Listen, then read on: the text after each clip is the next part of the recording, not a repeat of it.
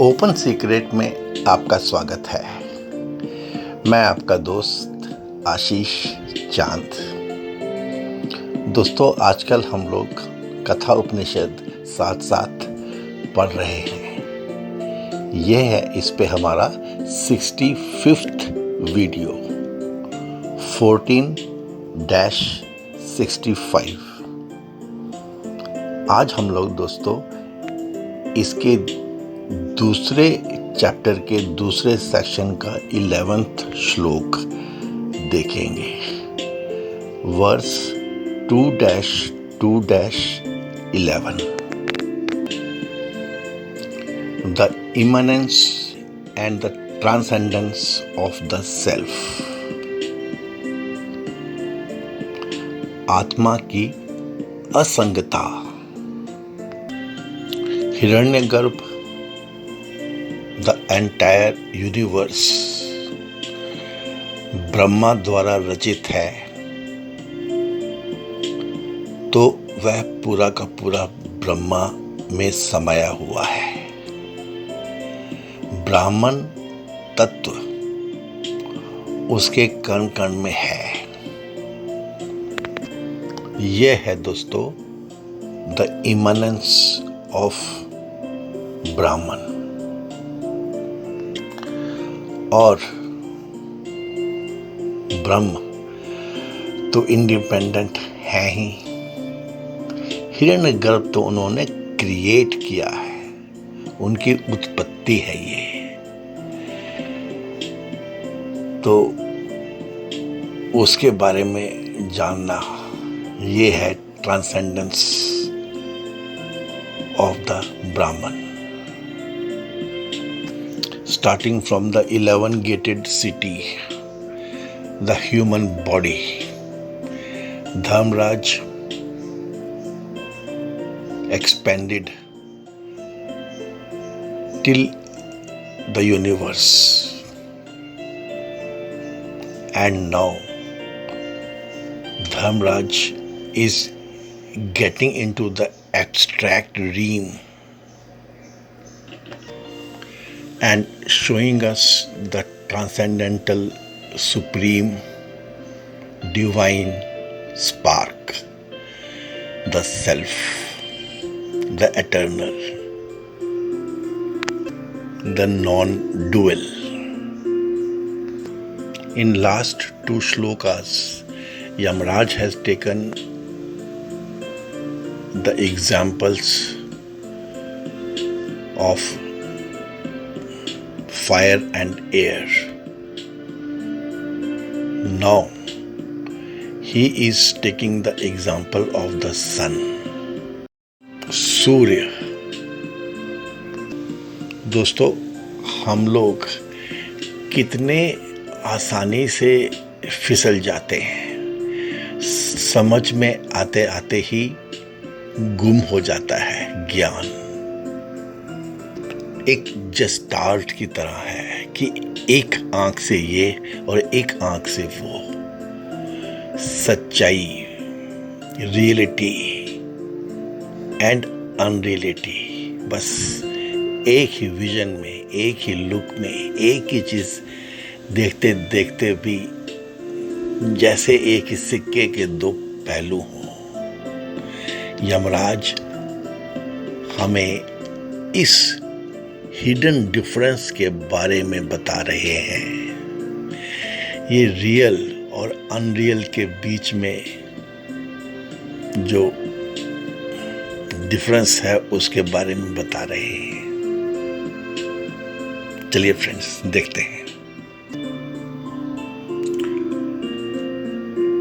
2-2-11। सूर्यो यथा सर्वलोकस्य चक्षुर्न लिप्यते चाक्षुपैर्बाह्यदोषैः एकस्तथा सर्वभूतान्तरात्मा न लिप्यते लोक दुखेन बाह्य। as the sun, the eye of the whole world is not contaminated by the defects of the external eye. So, being the innermost essence in all things, Atman is not contaminated by the external sorrows of the world. दोस्तों, यहाँ पे धर्मराज क्या कह रहे हैं? सूर्यः यथा सर्वलोकस्य चक्षुः। सूर्य, सूरज, सन, यथा जैसे, सर्वलोकस्य पूरे विश्व का, चक्षुः आँख है, just as the sun is the eye of the whole world. न लिप्यते चाक्षुषैः बाह्य दोषैः, is not tainted by the ocular and external defects. एकः तथा सर्वभूता अन्तः आत्मा, the immanent self of all beings, दो वन। वैसे ही है ये आत्मा, हर एक सेल्फ की एक ही है। ये इमनेंट सेल्फ है, वैसा ही है। न लिप्यते लोका दुखेन बाह्य, वैसे ही यह सेल्फ भी is not tainted by the sorrows of the world. न लिप्यते लोका दुखेन बाह्य, as it is external from them, it is transcendent. जैसे अग्नि थी, वायु थी, वैसे ही दोस्तों सूर्य भी है। These are three basic elements in nature. They are also regarded as the foremost among the deities that govern creation. Immanence is the self within us, and transcendence is the omnipresent self. दोस्तों, ये तो बात है दृष्टांतिका और दाष्टांतिका की। दृष्टांतिका इन examples में हुए fire, air and the सन, और दाष्टांतिका refers to the application of these examples in the case of the self. अग्नि और वायु के बाद अब लिया है एग्जाम्पल सूर्य का। The sun, the third simile is the sun, the eye of the world. The source of light is one, but that source, by providing the light, enables all objects to be seen by all eyes. If there are any defects in any of the eyes or the objects, they are not affecting the sun at all. The sun remains unaffected by them.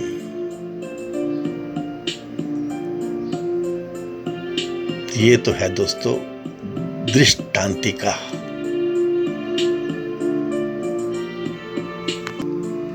और दाष्टांतिका हुआ the self to which this is applicable.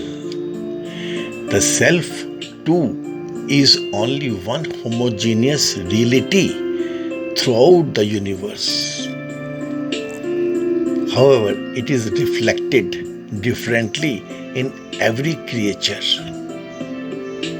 As a result, it appears in many ways in different people. Those differences do not affect the self. The self ever remains changeless, constant, and free of all defects that may be present in the objects or in people. दोस्तों, है ये थोड़ा सा सूक्ष्म, लेकिन धर्मराज ने हमें यहाँ तक पहुँचा दिया है कि अब हमें वो ये बता सकते हैं। जो इसमें सूक्ष्म बात है वो ये है कि इस प्रकार एक ही की सर्वात्मकता होने पर संसार दुख से युक्त होना भी परमात्मा का ही सिद्ध होता है। दोस्तों, इसे थोड़ा समझिएगा। यह है आत्मा की असंगता और उसका फल। जिस प्रकार संपूर्ण लोक का नेत्र होकर भी सूर्य नेत्र संबंधी बाह्य दोषों से लिप्त नहीं होता, उसी प्रकार संपूर्ण भूतों का एक ही अंतरात्मा संसार के दुख से लिप्त नहीं होता, बल्कि उनसे बाहर रहता है। सूर्य अपने प्रकाश से पूरे ब्रह्मांड पर उपकार करता है। देखिए दोस्तों, जितने भी यहाँ पे अपवित्र शास्त्र में तो लिखते हैं, धर्मराज तो बताते हैं मल मूत्र ऐसे कंपेयर करते हैं। फैक्ट भी है, उनको प्रकाशित करता है। प्रकाशित करने के कारण उन्हें देखने वाले समस्त लोगों का नेत्र रूप होकर भी अपवित्र पदार्थों के देखने से प्राप्त हुए आध्यात्मिक पाप दोष, कितने पाप दोष दोस्तों हमारे जगत में हो ही रहे हैं, होते ही रहते हैं, तथा अपवित्र पदार्थों के संसर्ग से होने वाले बाह्य दोषों से लिप्त नहीं होता। Street light, it just is a witness. वैसे ही संपूर्ण भूतों का एक ही अंतरात्मा भी लोक के दुख से लिप्त नहीं होता, बल्कि उनसे बाहर रहता है।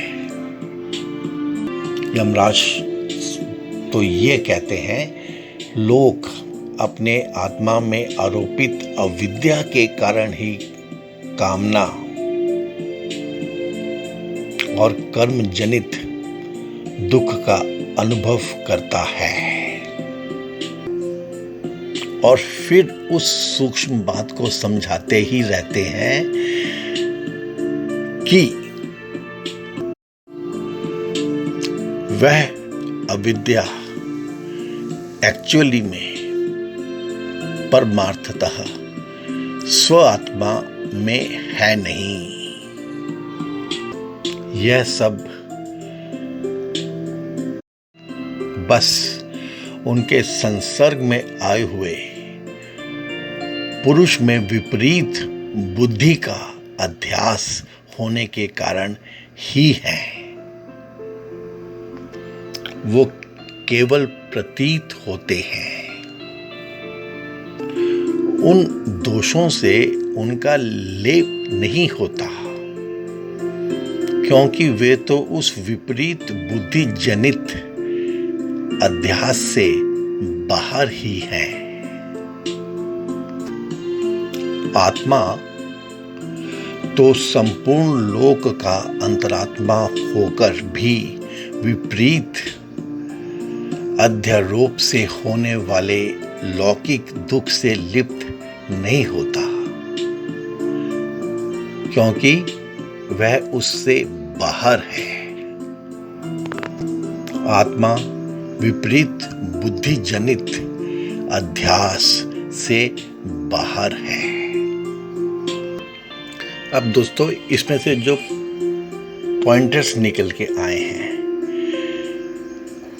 फिर से बताता हूं मैं आपको कैसे रियल और अनरियल में डिफरेंशिएट करा दिया है धर्मराज ने। पहला पॉइंटर है दोस्तों, सर्वलोकस्य चक्षु, the eye of the whole world. Without the light energy provided by the sun, we would not have been able to make the use of our eyes in discriminating the various forms and colors of the sense objects in the world. दिन की क्या कहें दोस्तों, रात में भी ये चंद्रमा जो हमें प्रकाश दिखाता है, ये होता तो सूर्य का ही है। दोस्तों, इसमें समझने वाली बात क्या है कि apart from all these and probably built upon a thorough knowledge of the science of light, जो धर्मराज हैं, he has declared that sun is the presiding deity of the sense organ, the eye. ये दोस्तों उस समय देवताओं को मालूम था एज ए साइंस, और ये अब नचिकेता को बताया जा रहा है। हमारे लिए तो ये ऑब्वियस सी बात है, लेकिन सबसे पहले धर्मराज ने बताया है हमारे नचिकेता को। इसीलिए it is most appropriate to term the sun as the eye of the universe. दूसरा पॉइंटर इसमें से जो निकल के आता है, the light of the sun illumines equally all the objects in all conditions of health and decay. Whether the sunlight illumines a scene of meritorious sacrifice or that of a dire, calculated villainy, the sunlight as such does not get either blessed or condemned by the quality of the very scene that it illuminates. बिल्कुल वैसे ही ये जो आत्मा है ना दोस्तों, it is not tainted by the miseries of the world which keep on arising because of karma and karma of the egocentric individuals that we are. This is our own ignorance. All sorrows are created by our unrestrained desires and our attempts in the world of sense objects to fulfill our desires through passion motivated, self-willed, काम, कर्मोद भवम दुखम। दोस्तों, तीसरा जो pointer इसमें से साफ साफ दिखाया है, ये जो रस्सी में सांप हमें दिखता है, ये जो हमें मिराज में वाटर दिखता है रेगिस्तान में, और जो हमें ये दोस्तों किसी भी स्तंभ में भूत आदि दिखता है, इसमें से दोस्तों यह तो हमें मालूम ही पड़ता है कि ये हमें सिर्फ भासता है। रस्सी को इससे कुछ फर्क नहीं पड़ता, वो तो जो है सो है ही। वो स्तंभ को भी कुछ फर्क नहीं पड़ता, चाहे हमें उसमें भूत का आभास हो, चुड़ैल का आभास हो या किसी और का आभास हो। डेजर्ट की रेत को कुछ फर्क नहीं पड़ता, चाहे हमें यहाँ पे मिराज में उसमें पानी दिखे, फल दिखे या कुछ भी दिखे दोस्तों। Similarly, whatever be the condition of the world and our experiences of it, in our this embodiment, the truth, which is the substratum for the delusion created myth, this myth of the world is not in the least affected by it. फिर दोस्तों धर्मराज अपनी बात को आगे लेके जाते हैं चौथे पॉइंटर में दोस्तों। उस समय भी, उस काल में भी ऐसा था, जरा इसे समझिए, और आज भी बिल्कुल वैसा ही है। क्या कहते हैं? There are basically 2 schools of thought हम सनातनियों में। These 2 thoughts govern our mind, our heart, our everything as we try to explain the relative status of truth and the world. Some claim that the supreme reality modified itself to become the world. Brahma का विस्तार है ये पूरा जगत। हम में से कुछ तो ऐसा सोचते हैं, जैसे दूध का दही बन गया तो दूध ही मॉडिफाई हो गया है दही बनने में। और जो दूसरे स्कूल ऑफ थॉट वाले हैं, वेदांतिन्स हैं, वो इस पॉइंट ऑफ व्यू को कंडेम करते हैं। उनके हिसाब से ये लाइन ऑफ आर्ग्यूमेंट ही गलत है। ये ब्रह्म का विस्तार है जगत, यह गलत है। उनके हिसाब से if the supreme reality were to suffer itself to undergo a modification, जैसे आप लोग बताते रहते हैं, तो अब जो दूध में से दही बन गया तो दूध तो कहीं है ही नहीं। उस केस में क्या होता है? The supreme will have to end itself to become the world which is absurd.